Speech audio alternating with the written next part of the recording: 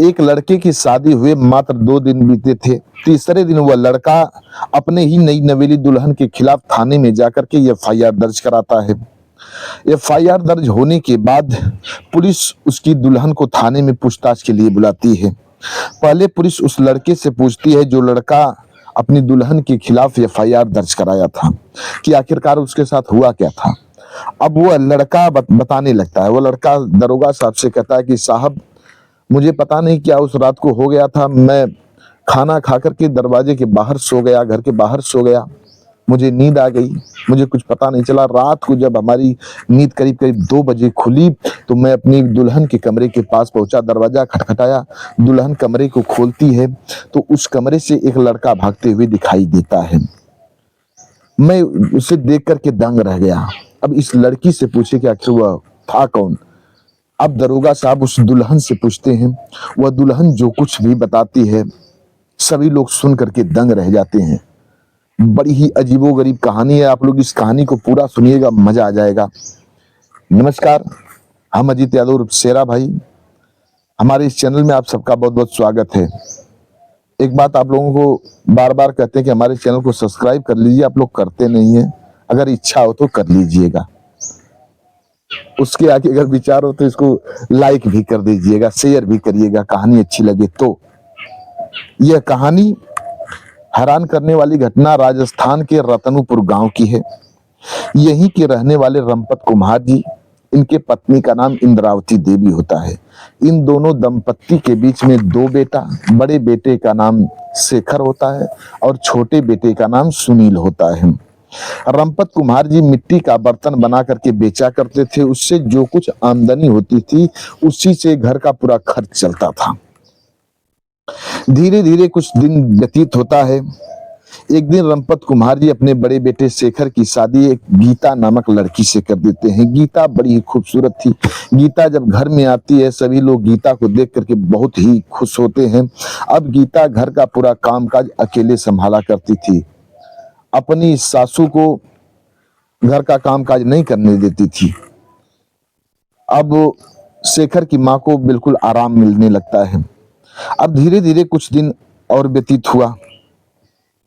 बड़े भाई शेखर पुलिस में भर्ती हो जाता है, अर्थात जो सुनील का बड़ा भाई शेखर था वह पुलिस में भर्ती हो जाता है। और छोटा जो था सुनील बैंक में जॉब करने लगता है। बैंक में मैनेजर पद पर भर्ती हो जाता है और बैंक में नौकरी करने लगता है। अब रंपत कुमार की गरीबी कोसों दूर चली जाती है। अब रंपत कुमार जी मिट्टी का बर्तन बनाना छोड़ देते हैं क्योंकि उनके दोनों बेटे उनसे कहते हैं कि पिताजी आप मिट्टी का बर्तन मत बना करके अब बेचिए, आप परेशान मत होइए, क्योंकि जो लोग देखेंगे ये हम लोगों पर हंसेंगे कि दोनों बेटे सरकारी नौकरी कर रहे हैं और पिता मिट्टी का बर्तन बना करके बेचता है, दिन भर परेशान रहता है। अब रंपत जी अपने बेटों की बात को मान लेते हैं। रंपत जी अब बर्तन बनाना छोड़ देते हैं। एक दिन रंपत जी का बड़ा बेटा शेखर छुट्टी लेकर के घर पर आया हुआ था। तब रंपत जी अपने बेटे शेखर को बुला करके कहते हैं, शेखर, हमारी इच्छा है कि अब सुनील की भी शादी हो जाए तो बहुत ही ठीक होगा, अच्छा होगा, क्योंकि शादी विवाह समय पर ही ठीक लगता है। जब अपने पिता की बात शेखर सुनता तो मुस्कुराने लगता है, कहता है पिताजी आप बिल्कुल ठीक कर रहे हैं, मैं आपकी बातों पर 100% विश्वास करता हूं, आप बिल्कुल ठीक कर रहे हैं। अब हम जल्द से जल्द सुनील के शादी के लिए कोई उपाय करेंगे, लोगों से कहेंगे सुनील के शादी का बंदोबस्त जितना जल्दी हो सके हम करेंगे। इधर शेखर अपने पिता की बात को सुनकर के सभी जो हित मित्र रिश्तेदार थे, हितई नतई के लोग, संगी साथी यार, सभी से सुनील की शादी की बात शेखर करने लगता है। एक दिन शेखर का एक दोस्त एक लड़की वाले को लेकर के शेखर के दरवाजे पर आता है। उस शेखर के दरवाजे पर लड़की वाले को लेकर के उनका दोस्त आता है। उस लड़की वाले का नाम सालिक होता है। सालिक के लड़की का नाम माधुरी होता है। माधुरी शकल सूरत में बड़ी ही खूबसूरत थी। जो कोई भी माधुरी को देखता था वह मंत्रमुग्ध हो जाया करता था। जब सालिक अपने लड़की का फोटो निकाल करके शेखर को देते हैं, शेखर जब माधुरी का फोटो देखते हैं तो वो भी माधुरी को देख करके खुश हो जाते हैं, क्योंकि माधुरी इतनी खूबसूरत थी। अब शेखर अपने भाई सुनील की शादी माधुरी से करवाने के लिए तैयार हो जाते हैं। अब शादी की तारीख पक्की कर दी जाती है। सुनील की बारात मजनू के दरवाजे पर जाती है। जिस दिन सुनील की शादी थी, बारात बड़े धूमधाम से मजनू के दरवाजे पर जाती है और दोनों की शादी, सुनील और माधुरी की शादी बड़े धूमधाम से वहां के रीति रिवाज के अनुसार संपन्न होती है। सवेरा होता है, सुनील अपनी नई नवेली दुल्हन माधुरी को लेकर के अपने घर आता है, बारात विदा करा करके अपने घर आता है। सुनील की माताजी अपने बहू को कार से उतार करके घर के अंदर लेकर के जाती हैं। सभी लोग बड़े ही खुशहाल थे। ठीक एक दिन बाद सुनील और माधुरी की सुहाग रात थी। शाम को घर की औरतें मिलकर खाना बनाती हैं। वहीं माधुरी बैठी हुई लोगों से बातें करती है। घर की औरतें माधुरी को खाना नहीं बनाने देती हैं, क्योंकि अभी एक ही दिन हुआ था माधुरी को घर में आए हुए, इसलिए लोग खाना नहीं बनाने देती हैं। अब इधर माधुरी वहीं औरतों के साथ बैठी हुई बातें करती है। इतने में मौका पा करके माधुरी पूरे खाने में नींद की गोली डाल देती है, दवा डाल देती है। रात को घर के लोग खाना खा करके सो जाते हैं। सभी लोगों को वह दवा असर कर जाती है। सभी लोगों को नींद आ जाती है। सभी लोग घर के बाहर सो जाते हैं। कोई को कुछ पता भी नहीं चल पाता कि आखिर सबके साथ हो क्या रहा है। जिसको जो जगह मिली वहीं जाकर के लोग सो जाते हैं। इधर सुनील को भी नींद आ जाती है। सुनील भी घर के बाहर सो जाता है। पर माधुरी खाना नहीं खाती है।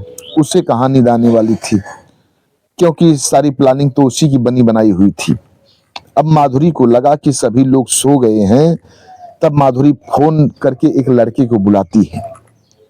वह लड़का माधुरी के कमरे में आ जाता है। उसका नाम मंगेश होता है। माधुरी मंगेश के साथ पूरी रात संबंध बनाती है, सुहाग रात मनाती है। इधर रात ही में करीब करीब 2 बजे सुनील की नींद खुल जाती है। अब उसे अपनी दुल्हन माधुरी की याद आने लगती है। उसे लगा कि आज मेरी सुहाग रात है। माधुरी अंदर हमारा इंतजार कर रही होगी, कमरे में हमारा इंतजार कर रही होगी, और मैं यहाँ सोया पड़ा हूं।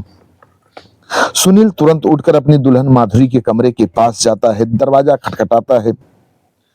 वह दरवाजा अंदर से बंद था। कुछ ही देर बाद माधुरी दरवाजा खोलती है। करीब करीब 5-7 मिनट बाद दरवाजा खोलती है। दरवाजा खुलते ही मंगेश बड़े तेजी के साथ उस कमरे से निकल करके भाग जाता है। अब सुनील मंगेश को भागते हुए देखता है, पर उसे पहचान नहीं पाता है। उसे क्या पता था ये कौन लड़का है। अब सुनील को पसीने छूटने लगते हैं। अब सुनील सुहाग रात की बातें भूल जाता है। सुनील को माधुरी पर शक हो जाता है।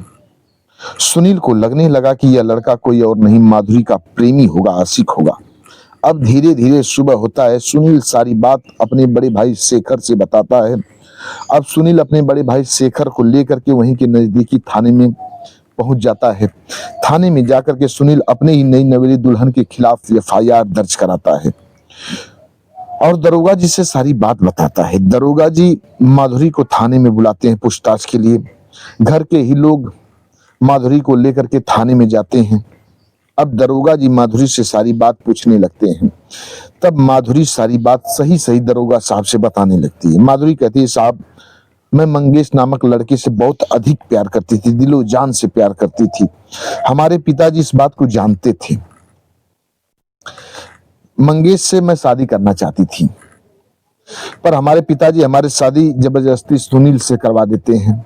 उसी दिन मैं कसम खाती हूँ कि जिस दिन हमारी शादी होगी, सुहागरात होगी, उस रात को हमारे साथ सुहागरात कोई और नहीं, हमारा प्रेमी मंगेश मनाएगा।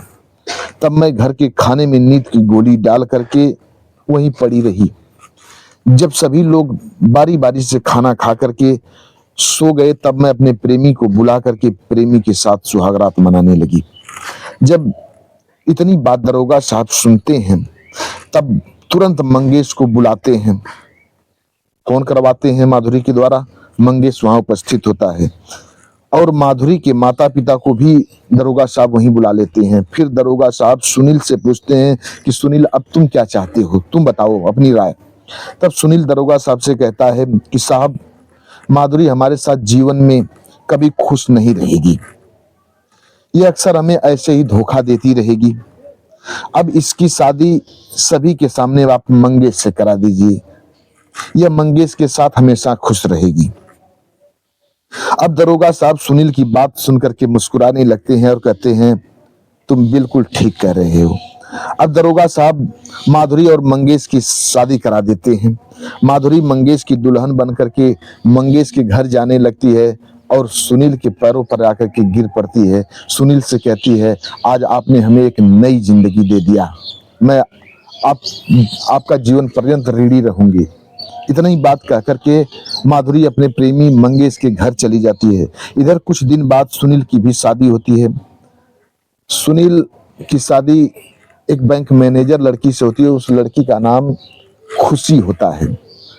अब खुशी सुनील की दुल्हन बनकर के सुनील के घर में आती है और हंसी खुशी से दोनों लोग अपना जीवन बिताने लगते हैं। बस आज की कहानी इतने तक। अगर कहानी अच्छी लगी हो तो आप लोग हमारे चैनल को सब्सक्राइब जरूर करिएगा, लाइक करिएगा, शेयर करिएगा।